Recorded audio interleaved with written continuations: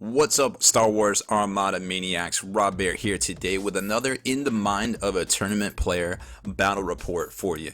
This is round 2 of a tournament I attended at Gamers Armory in Cary, North Carolina. A great store. If you live in the Raleigh-Durham kind of triangle area, you might want to check out their store. They run all sorts of great X-Wing and Armada events, and it's a short drive from most of the population centers in North Carolina and, of course, middle of Virginia as well. So a great store, definitely check that one out. So today I'm going up against my local nemesis, John Yee, a great player who I always seem to take a lot of ridiculous chances against. I don't know why. Maybe I just feel like, hey, he's a really challenging opponent, and then I just should really take some chances, and I always seem to do it. I don't know why, but I saw myself doing it in this game as soon as I set up and I put my models on the table, and I was like, I don't know. This is giving me this is hardcore mode here, maximum effort mode engaged. But that's okay. I mean, Armada is a great game. Unfortunately, you can win or lose just off deployment, as we're going to see some of the stuff I'm going to point out in this particular battle report here. So let's run down John Yee's list real quick. The mission, of course, was superior positions, which he pretty much owned me on. I mean, he was just able to just dominate the whole thing and just get all those points that he could there. So he had two ISD2s, a great choice for the game, with leading shots, ECM, X-17, gunnery team, intel officer, and of course Admiral Mahdi to get those extra hull points. And as we're going to see, that actually turned the tide of the battle for him this game, because my X-17s, the Kardassians, were doing work against his ISDs, and at the end of the day, he just had more hull points than me any way you look at it, and it's always difficult to outmaneuver and try to outperform multiple ISDs on the tabletop. And plus, he had some fleets, or he had some squadrons as well. He had Bosk, IG, 88, and Dengar. So they're just 3 ships, but they're so good together. Their synergy is so good with Dengar that, you know, at the end of the day, most people are gonna be able to do some work with those. They're gonna do work against my ships, which he tried to do, and unfortunately he did a little bit, but I was able to kind of mitigate that for the long run, kind of the long game there. So let's take a look at my fleet build here going into game 2 of this tournament. So right here you can kind of get an idea of what I'm running. I got the 3 Kardassians. Those are the Mark IIB Assault Frigates. Running the X-17 turbo lasers, ECM gunnery team. One of them is going to have Admiral Ackbar on it. Then I've got Tycho, Dutch, Dash, and Wedge, with the little Dutch Wedge combo there is doing some work. And also I have a Valiant Haven to try to mitigate some of the damage going to my fleets there. So you can kind of get an idea. I set up too close. You can see it right here. I set up too close to the ISDs, and you know, I put the arrow there because I like to move forward and I like to see what my opponent's going to do and then try to work around it. But John's already leaning over the table. He's looking at the ranges, and he realizes that's why he leaned over the table. He realized, he's like, oh wow, you are so close to me. I am going to be able to just move up and just plow through you and just blast you, and I just have to keep moving straight. So now I immediately realize that I'm going to have to scatter my fleet around his ships very quickly, or else he will be able to turn, close, and get those really tight front hull zone shots at me. And right now I'm just trying to kind of lure him in. I know that next turn I'm gonna have to move closer to him, and now right here you can see I'm gonna take some time with this maneuver. That is Ackbar. That is my flagship. That is my admiral. That is the linchpin of my army, or my fleet. And I know right now, just looking at it, that I have F-worded up. I know I'm going to be too close. I know I'm not going to be able to bounce out. I know that he will be able to get both of those ISDs firepower brought to bear on Admiral Ackbar, and most likely turn 3. So I'm sitting here, I'm really debating. I'm like, what am I going to do? What am I going to do? All right, I'll just slow roll it. Because if I move up first, which I might have should have done, but my maneuver, I'm only at speed 2, and I don't think I banked a maneuver at this point, so I might have boned myself there. I'm looking at it and I'm like, I'm not too happy about it. And then we're doing some fleet, some squadrons. I'm kind of trying to group my squadrons over together because I know that his three big bad boys, being Rogue, can just roll up and just straight smash into me, move and shoot. So I'm trying to kind of get all my stuff together and then kind of regroup my fighters and then kind of come at him.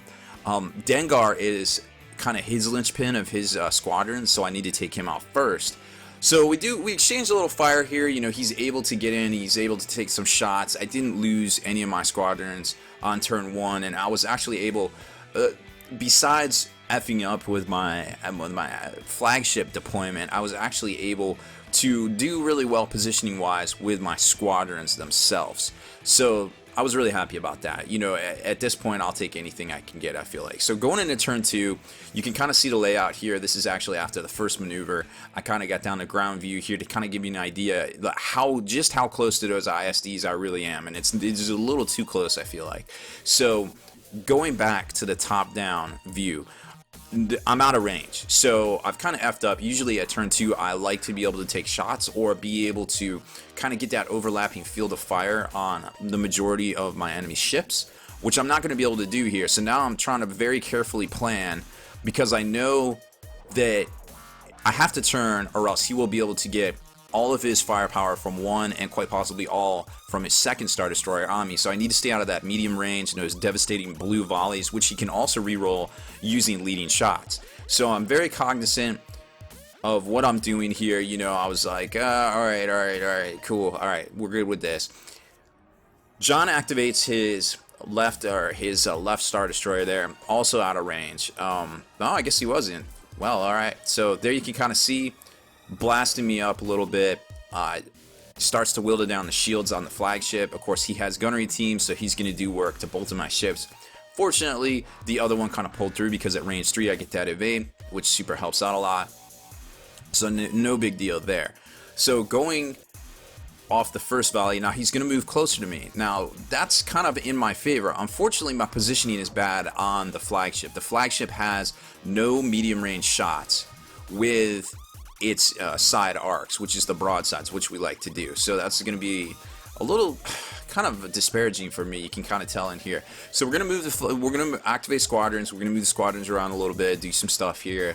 Just try to get the jump on his squadrons, because Dengar gives all those guys counter, and we don't like that, because when we're throwing dice and we're getting 4 dice back in our face, 3 dice back in our face, you know, it's only a matter of time before I don't have that much hull points on my little squadrons, whereas, you know, even Bosk has like a ridiculous amount, right? So that's going to be an issue here. So I'm trying to play the squadron game pretty tight, because I know that I'm going to lose my flagship. So I really need these squadrons, and I really need to be able to use these squadrons to deal some damage. Like Dash Rendar can definitely deal some damage to you know, capital ships. So I'm trying to preserve as much resources as I can and do as much damage as I can with my flagship before I get got, so to speak. So going in here, you see the lead, or the left, the port side assault frigate there. I'm at range 3. I'm doing some damage, not too much. Take down a couple shields, no big deal. I mean, just start to whittle it down. But what these things have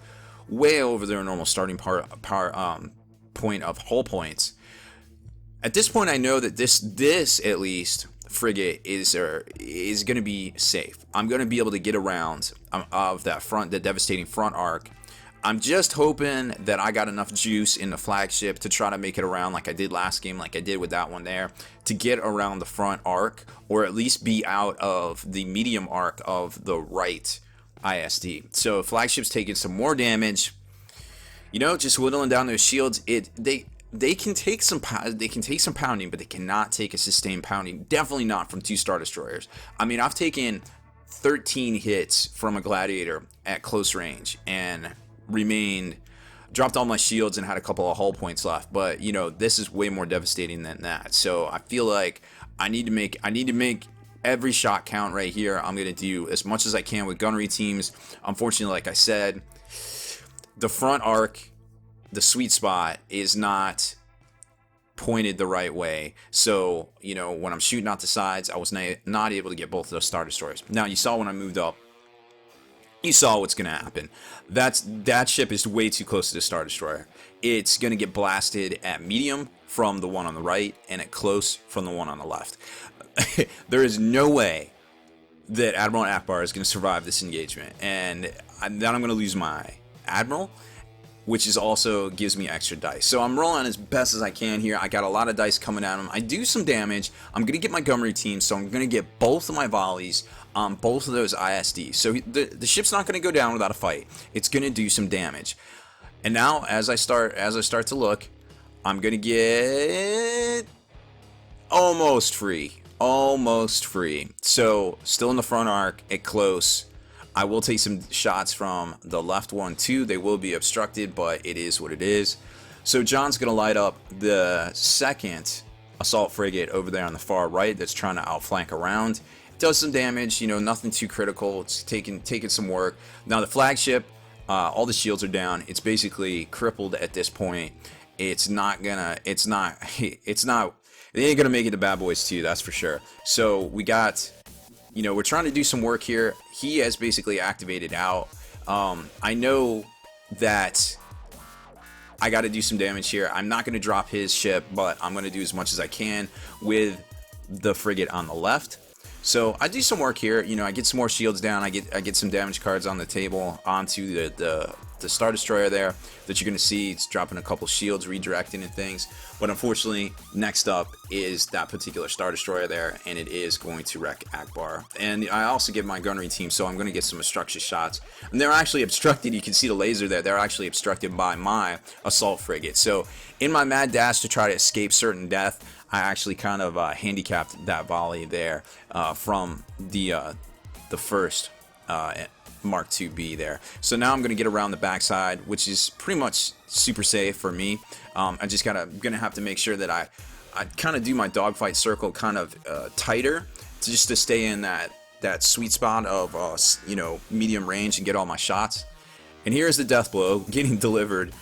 First he does his 2 hull zones, so he's gonna hit the back there on that one frigate, and now he's going after Ackbar, and that's already so many volleys come through on that. The shields are down. There's already some damage on the ship. So when you see that many dice coming through, that's not good for any ship, much less the assault frigate there. So I'm taking a look at it.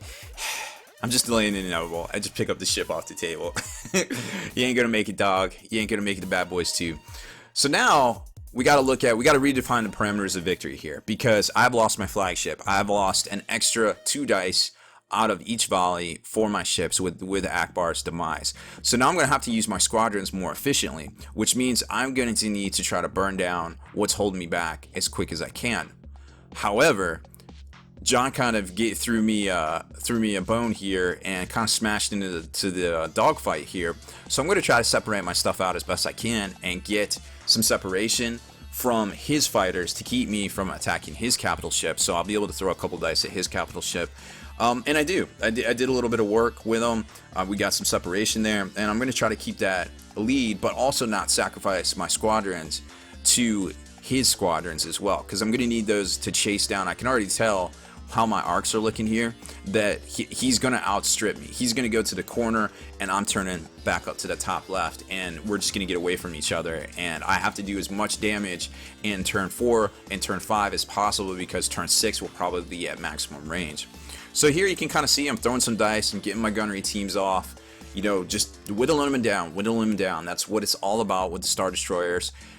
This particular build, I feel like maybe didn't have as good of a chance to take down these guys as I would want to. My current build has the extra shots instead of the X-17, and the X-17 is on the rear Kardassian ship, which is going to come up behind and basically do the coup de grace against my opponents. So I'm going to be throwing 6 to 7 dice at medium range with my assault frigates in the future. So if I had that build, I feel like I might have done a little bit better in this game, but still positioning was definitely key here. So there you can see some more fire getting exchanged, and John is making a beeline for that corner. So pretty much there's a lot riding on this on my squadron phase, basically trying to do as much work as I can here with my gunnery teams, trying to get some extra dice, or trying to do as much damage as I can. But unfortunately, I'm 2 dice less because I lost Ackbar. So still at medium range, I'm throwing 4 dice, which is really respectable for a lot of things. And I forced John to burn a lot of his defense tokens at this point. So I'm getting stuff through consistently. It's just a straight war of attrition at this point. Like, can I deal enough damage to him and stay in range, stay in arc, get maximum targeting opportunities as much as possible here? And I have to focus on his flagship. I have to get rid of Mahdi. I have to get rid of those extra hull point, or else I won't even have a chance. So everything is going into that flagship, which is basically on that planet on the mat there. And you can see where he realizes that, you know, it's not even worth shooting in the rear at that one assault frigate. So he realizes that the squadrons are going to play a pivotal role in this game, so he's directing his fire. And the ISDs have 2 squadron damage, so it's like he knows what he's doing. He's dealing as much damage as he can to try to help out Boss, to try to help Boss dig out, because I've got him outnumbered 3-1 there. Unfortunately, I don't have any ships on his Star Destroyer right now, or any squadrons. So it's all going to come down to capital ship engagements at this point. And there it is. We're just doing as much as we can. Now, you saw us get down to the table there because I was actually able to sneak it through on the rear, which may prove costly to me in the later turns here, because I hit the rear, but he was able to redirect it to the front. So now the rear still has 2 shields. However, he only has 1 hull left. But as you can see, I am completely out of every arc except for the rear at this point. So I'm not sure, maybe that was a mistake, but you know, and hindsight is always 20/20, and I felt like I really needed to get in there, and I needed every opportunity to try to drop his shields, and I did. I succeeded. However, he still has those 2 shields in the rear. He had only 1 hull point on his flagship though. I feel like my chances are good if I can just get some long range volleys here. So I'm going to cut in kind of close with this assault frigate. I'm going to completely ignore the Star Destroyer on the left. I'm going after the flagship. I have to focus everything I can on the flagship. I have to get in at least long range to get a couple of dice at him and try to do some work. So I'm kind of, you know, damming the torpedoes, getting into that sweet spot for his rear arc, which you see he's returning a fire on me right now. But I am on the station. I did get some, you know, some hull points recovered, so that was nice. And just kind of doing some work here. Now we're checking out angles, and we're just kind of figuring out where everything is right now. For the coming turns, and there you can see he moved up. So turn 6, this is pivotal here. Like I said, there's 2 shields on the rear, and I just go out guns blazing here. Unfortunately, I was not able to punch through both of those shields, so he is going to survive with 1 hull point remaining, and I just kind of move up, take a look at things, and we're like, yeah, that's it. I can't catch you. You're going to get away. We're on turn 6. So, you know, it was a great game. John is an amazing opponent, very cognizant of what's going on, and I had a great game against him. However, I took some unnecessary chances setting up too close. I knew right from the get-go I mispositioned Admiral Ackbar. I should have put him on the far left, but it is what it is. It was a learning experience, and I don't think I've lost a game of Armada since that game right there. So I've been completely evolving the list. Like I said, extra armament batteries, you know, instead of X-17, I think will turn the tide in future engagements against the ISDs. So that's it for this one, y'all. Thanks for watching. I hope you enjoyed our Inside the Mind of a Tournament Player top-down bird's eye view battle report for Star Wars Armada.